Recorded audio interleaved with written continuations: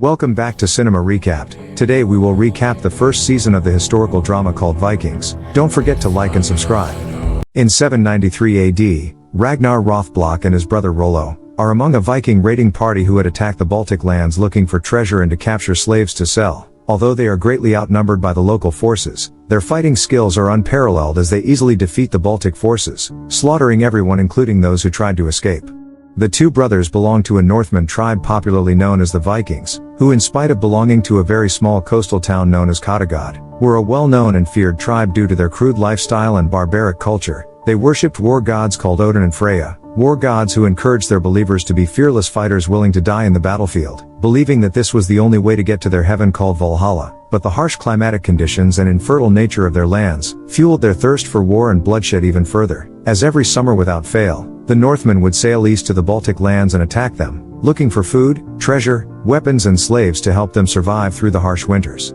But when Ragnar led them west across the open ocean, and they landed in the Kingdom of England where they met with Christians for the first time, the Northmen could not believe it, as unlike them, the Christians were very weak, soft and easy to defeat. As a priest is walking along the beach near the Lindisfarne Monastery in the Kingdom of Northumbria, England, he sees something emerging from the thick fog that makes him drop everything he was carrying and sprint off to warn the others. It was a serpent-like creature that, according to the prophecy foretold by the Holy Scriptures, would come carrying demons from hell, sent to deliver divine punishment to God's chosen people for the many grievous sins they had committed. Believing there was nothing they could do to stop it, the priests panic and start running around, all trying to find a hiding place, hoping and praying for a miracle, that the so-called demons would not be able to find them.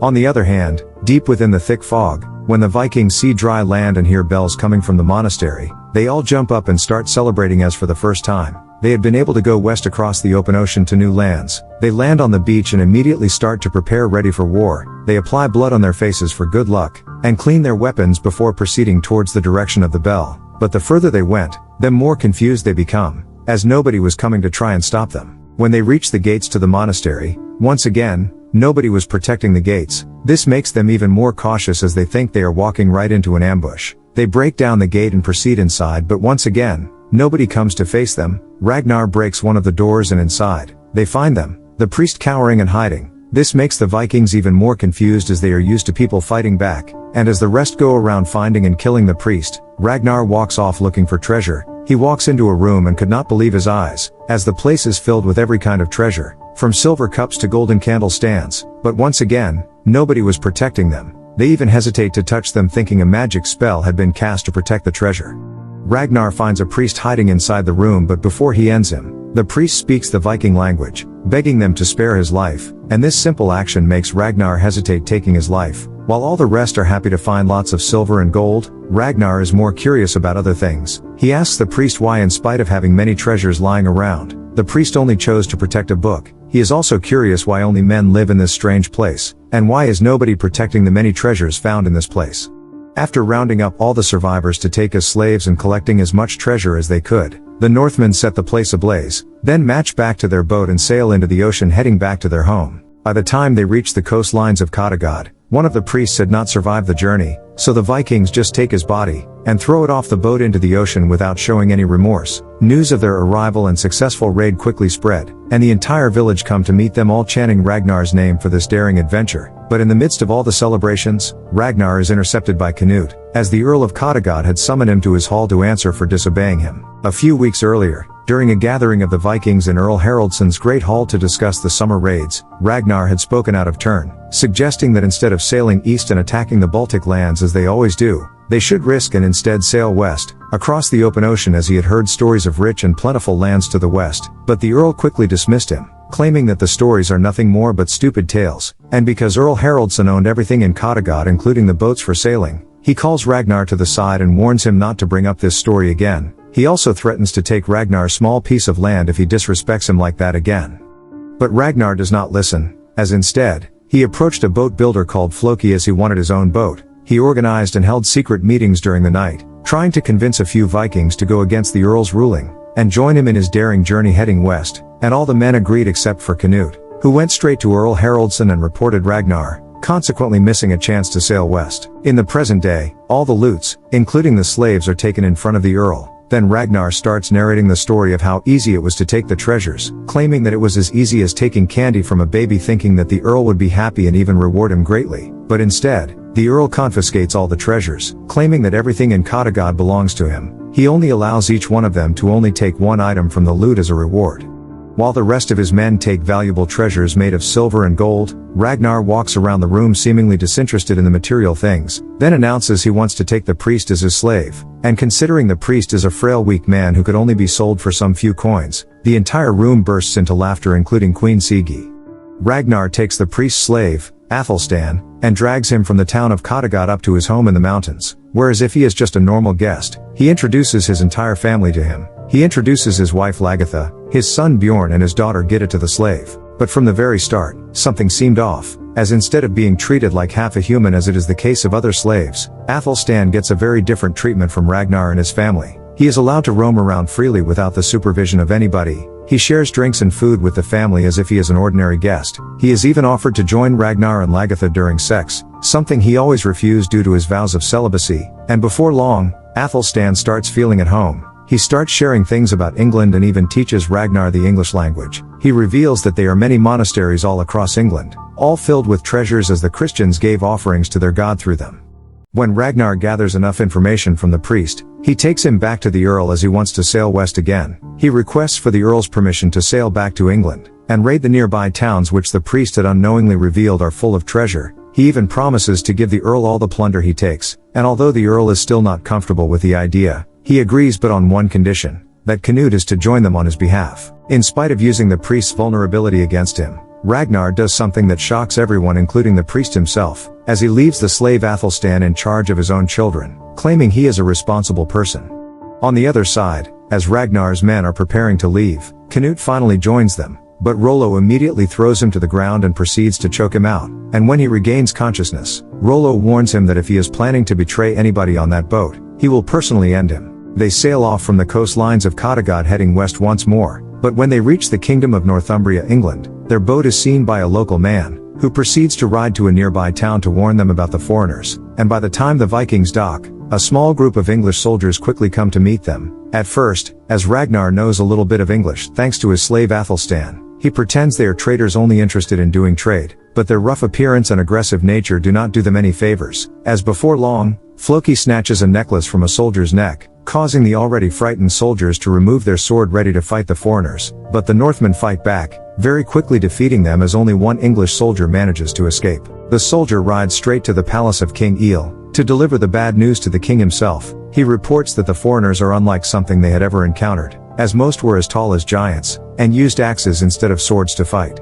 On the other side, using the guidance of an English soldier they had captured, the Northmen marched through mountain ranges and through forests, until they reached the small town of Hexham. And considering they had very small numbers, Rollo suggests that they should attack right away as the element of surprise is their only advantage. But after confirming it is on a Saturday, Ragnar sits down and without explaining himself, says they will attack the next day on Sunday. Early the next day, Ragnar wakes up his men and orders them to get ready for war, and after waiting for a little bit longer, he hears what he was waiting for all along. He hears church bells and immediately knew all the people had gone to church, which means they will get little to no resistance from the residents. And sure enough, when they climb over the walls into the city, they find the city streets completely empty, and outside the main church, they find swords which could only mean one thing, that the people inside are completely unarmed.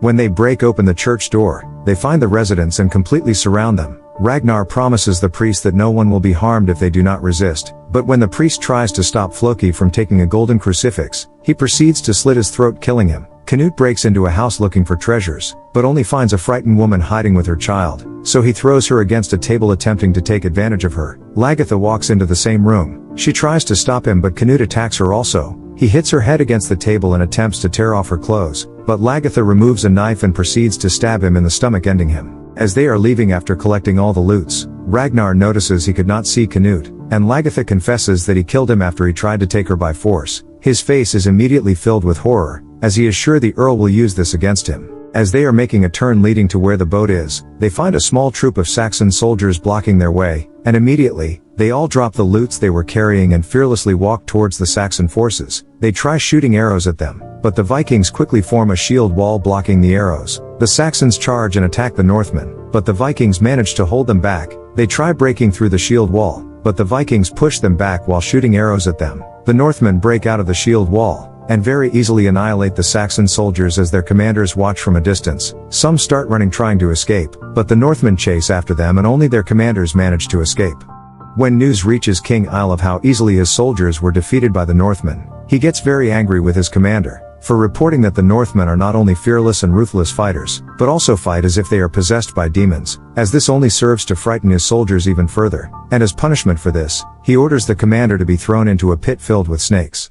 On the other hand, when the Vikings make it back to Kattegat, even the Earl comes out of his great hall to meet them. He congratulates Ragnar for another successful voyage as the rest of the people cheer for him. But when he looks around and fails to see Canute, Ragnar quickly confessed that he killed him when he found him trying to take his wife Lagertha by force, and as Ragnar was expecting all along, this gives the Earl a reason to order for his arrest, for the cold-blooded murder of Canute. From the first time Ragnar successfully sailed west and returned, Earl Haraldsson started feeling jealous of how popular he was becoming. Fearing that his allies would soon abandon him and join Ragnar, he had tried to find reasons to arrest and kill Ragnar but found none, until this time, when he confessed of killing Canute. So that night, he invites Ragnar's big brother Rollo to his chambers to try and convince him to turn against his brother. He offers to give Rollo a goodly amount of the treasures they had taken from England, which would automatically make him one of the richest men in Kattegat, and all he has to do is confess that Ragnar killed Canute in cold blood. And when Rollo refuses the offer, Earl Haraldsson calls his beautiful daughter Thiri into the room and introduces her to Rollo. This offer makes Rollo smile not only because of her beauty, but the position marrying her would bring to him. Since the Earl did not have any male sons, it would automatically mean his son-in-law would inherit the seat of the Earl.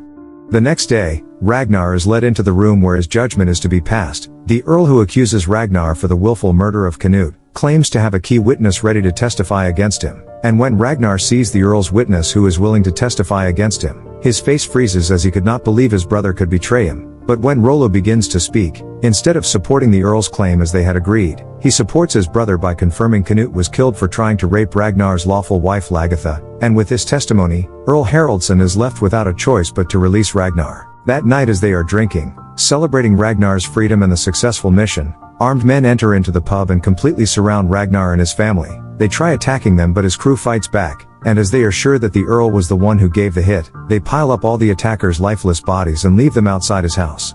Time passes, and no matter how hard Ragnar tries to calm himself down, he is unable, as he is sure the Earl would stop at nothing until him and his family are gone. In order to strengthen his body ready for an attack, he takes a few belongings and goes to a nearby hill overlooking his home, staying there through the freezing nights, making his body as strong as possible. One day, as Bjorn is preparing to go fishing and Ragnar is in the forest hunting, arrows start flying and hitting one man on the chest. It was the Earl and his men who had come to finish Ragnar. Bjorn quickly turns and runs to his home where he finds his mother Lagertha, but instead of only attacking Ragnar and his family, the mercenaries go after every villager and a full-blown war starts. The commotion alerts Ragnar who runs back to help, and immediately he starts fighting back, knocking them down from horses and shooting others with arrows. He reaches his house but as he is entering, he is shot from behind with an arrow, but in spite of this, he continues into the house where his family is hiding. He opens a small escape route on the ground and instructs his family to go inside. By this time, his house is completely surrounded by the Earl and his men. They order him to come outside and to their surprise, he simply opens the door and walks outside holding his chest, where he was shot earlier. He walks forward and falls to his knees in front of the Earl and surrenders, as all the attention is on him. His family is able to come out of the house unseen, and make a run for it towards the river where they find a canoe and hide inside. Ragnar looks into the sky, and begs the god Odin to help him. He then attacks them and steals a horse before riding off.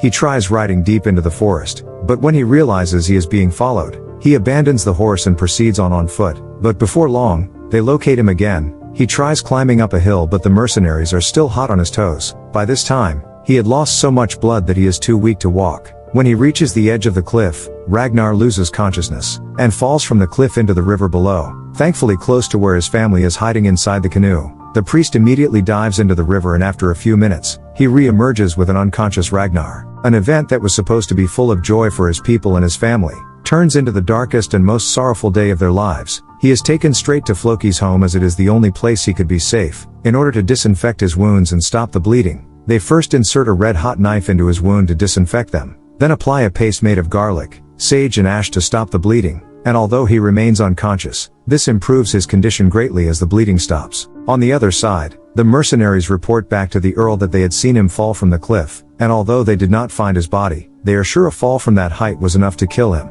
But deep down in Earl Haraldsson's heart, he feels Ragnar is still alive, and with that unprovoked attack he led, he is sure Ragnar and his crew will be seeking revenge on him. So he invites an elderly wealthy man called Earl Bjarni, as he had promised her daughter's hand in marriage to him. For her bride price, Earl Bjarni is to give him huge chunks of land and 20 pounds of silver, money that will strengthen his position further and ensure his continuation as Earl of Kattegat. Days pass, and Ragnar eventually wakes up although he is still bedridden. His friends who are loyal to him like Torstein, start to come visit him, promising to be with him in whatever decision he makes. They warn him that the Earl is still looking for him and his family, as he had already managed to trick and kidnap Rollo. The Earl had tortured him trying to get him to give up his location, but Rollo remained silent, completely refusing to speak. This news infuriates Ragnar, and although his wounds are still fresh and he is sure the Earl is only trying to lure him out of his hiding spot, Ragnar could not just sit, waiting for his wounds to get healed as his brother is slowly getting killed. So he calls Floki to the side with a message for the Earl. Ragnar challenges the Earl to a single combat to the death, and considering his wounds are still fresh and he had just woken up from a coma, the Earl agrees to fight him, hoping to finish him once and for all. So Ragnar comes down to the city of Kattegat where the duo is to be held, and although he is still limping from his injuries, he is still determined to fight for his family, and after being handed their weapons of choice, Ragnar attacks, and a full-blown fight begins. Although the Earl is an old man, he is a skilled fighter with lots of experience as he easily manages to push Ragnar back and even break his sword. So Ragnar quickly takes an axe, and when the Earl attacks again in spite of his injuries, he overpowers him, knocking him to the ground. And although he had every chance of brutally ending the Earl, he still had respect for him for the many years he ruled over Kattegat, so he instead slits his wrist to give him a respectful death. Queen Siggy tries to stop Ragnar, but it is already too late as the Earl had accepted his fate, and after taking 2 deep breaths, the Earl goes completely still. All the faithful followers of the Earl are also killed, including the old man who had married the Earl's daughter Earl Bjarni. This is to prevent a future revenge attack on Ragnar. The rest of the people quickly go on their knees, chanting Hail Earl Ragnar, including the wife of the former Earl, Queen Siggy. Ragnar is led into the Great Hall, but this time not as a prisoner, but as the Earl of Kattegat. An event which had proven to be the darkest and most sorrowful thing in his life, turns into the most joyful day of his life, and immediately without wasting any time, his longtime friends Torstein, Leif, One Eye, Old Man Tostig, Floki and Rollo come to the front and bow in front of him, swearing their allegiance to him and his family, promising to fight and die for him in all future battles. After enough time had passed, and Ragnar's wounds had completely healed, he sails back to England, but this time, with more boats and more men. They make camp near one of the major rivers. News of their arrival quickly spread, and the frightened citizens of Northumbria abandon their home, and go to King Eil's palace to seek refuge. The king summons a commander called Athelwulf, an accomplished commander with great experience who also happens to be his own blood brother. Athelwulf leads a small group of soldiers to intercept the Northmen before they proceed further into the kingdom. But when he finds them already dug in, with no clear intentions of going deeper, he changes his mind, and instead decides to make camp close to the Vikings, waiting to see their next move. During the night when they are all sleeping, the Northmen slowly surround and ambush them. By the time they realize what is happening, it is already too late for them, as the Vikings are already at an advantage. Athelwulf is woken up by the commotion, but by this time, they had already surrounded his tent, easily capturing him. When morning comes, only a small group of the Saxon soldiers is left. Ragnar realizes Athelwulf is the king's brother and smiles, as he knows he now has a bargaining power. When the news reaches the king that once again, his men had been defeated and his brother Athelwulf had been captured, he calls all the high-ranking officials, including the high priest, into his great hall to provide a solution. The priest believes that the Northmen had been sent by God to punish them for departing from the path of righteousness, and his solution is to pray harder. But not all agree with him, as others believe that the Northmen are the works of the devil, and to remove the forces of darkness from his kingdom. They advise the king that they should fight them off, even at the cost of their own lives if necessary. But others believe that the pagans are not from God or the devil, rather men who are more interested in stealing material things like silver and gold. They advise the king to give them enough money to leave the kingdom instead of losing more innocent souls.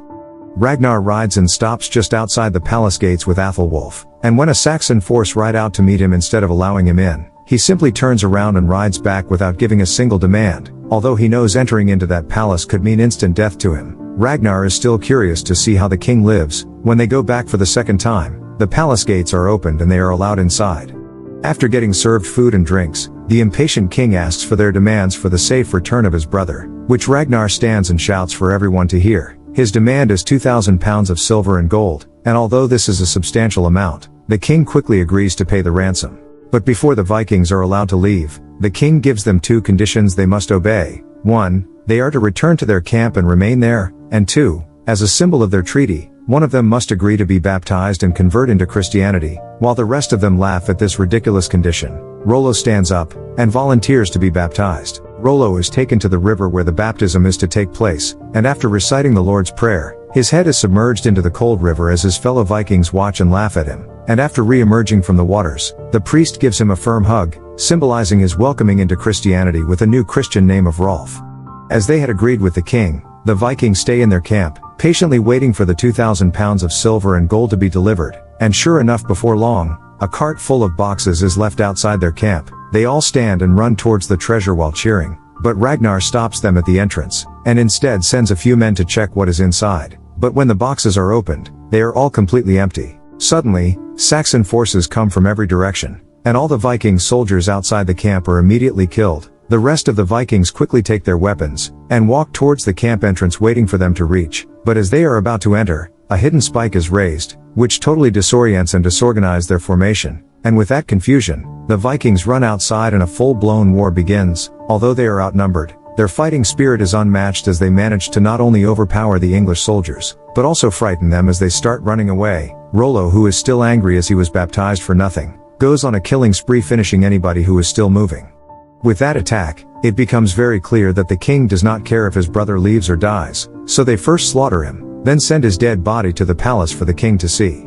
The next time Ragnar goes towards the palace with his men, another cart is delivered to him, but unlike the first one, it is filled with silver and gold as promised. King Alkut only watches Ragnar sail away with his wealth. He swears before God that one day, he will avenge himself on Ragnar and bring him to justice and death. If you enjoyed this video, please like and subscribe for more.